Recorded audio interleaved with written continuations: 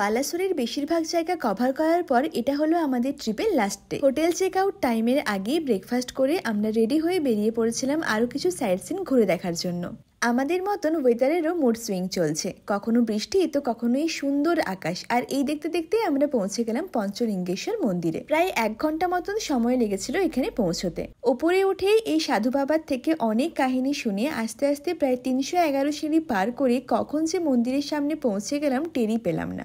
আর ওই যে ঝর্ণা, এর নিচে হাত দিয়ে শিবলিঙ্গ স্পর্শ করা যাবে। ভীষণ সুন্দর একটা জায়গা। নেমে আসার আগে এই দোকানগুলো থেকে অল্প কিছু শপিংও করে নিলাম। তারপরে মুখরোচক কিছু খাবার নিয়ে চলে এলাম নীলগিরি জগন্নাথ মন্দির এবং তারই পাশে থাকা নীলগিরি রাজবাড়িতে।